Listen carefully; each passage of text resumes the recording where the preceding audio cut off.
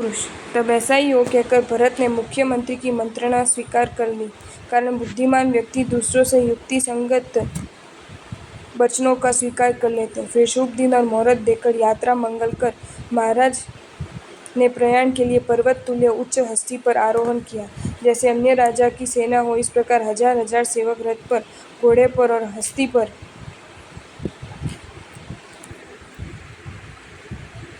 आरोहण कर प्रयाण वाद्य बजाने लगे। सामान ताल हो से बजाए हुए शब्द से संगीतकार जिस प्रकार एकत्र होते उसी प्रकार उस प्रयाण वाद्य को सुनकर समस्त सैनिक एकत्रित हुए। राजा, मंत्री, सामंत और सेनापति से परिवृत महाराज ने जैसे बहुरूप धारण किया इस प्रकार नगर से निकले 1000 यक्षों से अधिष्ठित चक्र रत्न मानो सेनापति हो इस प्रकार आगे आगे चला। महाराज की प्रयाण वार्ता को सूचित करने के लिए धूल उड़ उड़कर चारों ओर व्याप्त हो गई। ऐसा लगा मानो वह शत्रु का गुप्तचर है। उस समय लक्ष लक्ष हस्तियों को चलता देखकर लगा जहाँ हस्ती जन्मते वहाँ अब और हस्ती नहीं रहे। घोड़े, रथ, खच्चर और ऊँटों को देखकर लगा पृथ्वी पर अन्यत्र कहीं वाहन रहा ही नहीं। समुद्र देखने के समय जिस प्रकार समस्त जगत जलमय लगता है उसी प्रकार पदातिक सेना को देखकर लगा समस्त जगत मनुष्यमय है। पथ अतिक्रम करते समय महाराज ने प्रत्येक नगर में, प्रत्येक गांव में पथ पर ये बात सुनी। इस राजा ने एक क्षेत्र की तरह समस्त क्षेत्र का जय कर लिया। मुनि जिस प्रकार 14 पुर को प्राप्त करते हैं उन्होंने उसी प्रकार 14 रत्न प्राप्त किए।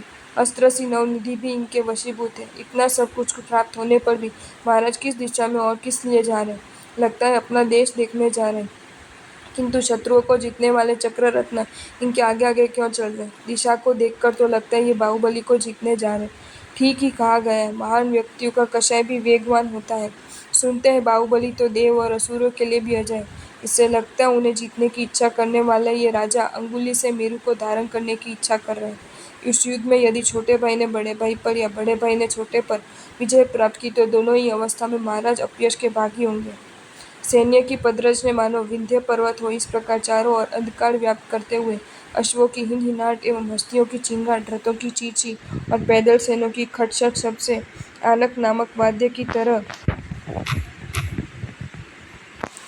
दिक् समूह को गुंजित करते हुए ग्रीष्मकालीन सूर्य की तरह पथ पार्श्वस्थ सरिताओं को शुष्क करते हुए प्रबल प्रंदड़ की तरह निकटस्थ वृक्षों को उखाड़ते हुए सोने के ध्वज पटों से आकाश को बलाकामय करते हुए सैन्य भार से प्रपीड़ित पृथ्वी को हाथी के मज्जर से शांत करते हुए और प्रतिदिन चक्र के अनुरूप चलते हुए महाराज सूर्य जिस प्रकार अन्य राशि में जाता है उसी प्रकार बलि देश में जा उपस्थित हुए और सीमांत पर छावनी डालकर समुद्र की भांति मर्यादा की रक्षा करते हुए वहां स्थिर हो गए। उसी समय सुनंदा पुत्र बाहुबली राजनीति रूपग्रह स्तंभ की तरह गुप्तचरों द्वारा चक्रों के आगमन की सूचना से अवगत हुए। उन्होंने भी प्रयाणकालीन भेरी बजवाई। उसकी ध्वनि स्वर्ग भेरी सी प्रतीत हुई। प्रस्थान मंगल कर मानो मूर्तिमान कल्याण हो इस प्रकार गजेंद्र पर जैसे स्वयं ही उत्साह हो इस प्रकार आरोहित महाबलवान महान उत्साही समान कार्य में रथ अन्य के लिए अभेद्य मानो बाहुबली के ही अंश हो ऐसे राजकुमार, प्रधान और वीर पुरुष परिवृत बाहुबली देवताओं द्वारा परिवृत इंद्र की तरह सुशोभित हुए। जैसे उनके मन में ही निवास करते हो ऐसे लक्ष लक्ष योद्धा, कोई हस्ती पृष्ठ पर, कोई अश्व पर, कोई रथ पर, कोई पैदल चलकर उसी समय एक साथ बाहर निकले।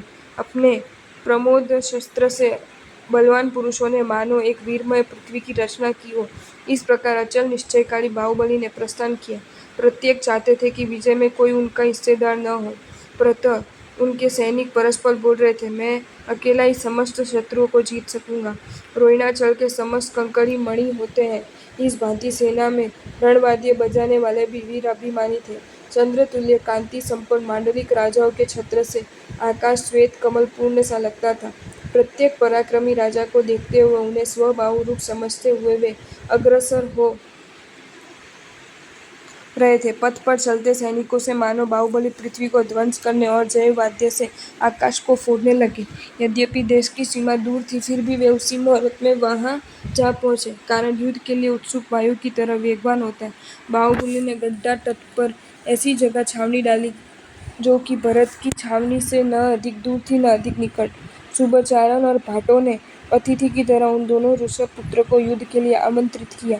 रात के समय बाहुबली ने समस्त राजाओं के परामर्श से सिंह से शक्तिशाली अपने पुत्र सिंहरथ को सेनापति के पद पर नियुक्त किया और मदमस्ती हस्ती की तरह उसके मस्तक पर मानो प्रकाशमान प्रताप हो ऐसा देदीप्यमान एक स्वर्ण राणपट आरोपित किया। वह राजा को प्रणाम कर युद्ध विषयक उपदेश प्राप्त कर मानो पृथ्वी को प्राप्ति हो गई हो इस प्रकार आनंदित बना अपने स्कंदावर को लौट गया। महाराज बाहुबली ने अन्य राजाओं को भी युद्ध की आज्ञा देकर विदाई किया। वे स्वयं ही युद्ध की इच्छा रखते थे, फिर भी स्वामी का आज्ञा सत्कार पूर्वक स्वीकार की। उधर महाराज भरत ने भी कोई राजकुमार राजा और सामंतों को सम्मति लेकर आचार्य की तरह सुसेना का रण दीक्षा दी अर्थात सेनापति पद पर नियुक्त किया। सिद्धि मंत्र की तरह स्वामी की आज्ञा स्वीकार कर चक्रवाक की तरह प्रभात की प्रतीक्षा करते हुए सुसेन निज स्कंदावर को लौट गया। कुमार एवं मुकुटधारी समस्त राजा और सामंतों को बुलाकर भरत ने आज्ञा दी, वीरों, मेरे छोटे भाई के साथ जो युद्ध होगा उसमें जिस प्रकार तुम लोग मेरी आज्ञा पालन करते हो उसी प्रकार सतर्कता पूर्वक सेनापति सुसेन की आज्ञा का पालन करना। हे पराक्रमी वीरगण, महावत जैसे हाथी को वश में करता है उसी प्रकार तुम लोगों ने भी अनेक पराक्रमी और दुर्मद राजाओं को वश में किया है और वैतरणी पर्वत पार कर देश जैसे देवता लोग असुरों को जय करते उसी प्रकार दुर्जय किरातों को तुमने अपने पराक्रम से जय किया है, किंतु उनमें एक भी ऐसा नहीं था जिसको तक्षशिला के राजा बाहुबली के सामान्य पदातिक से तुलना की जा सके।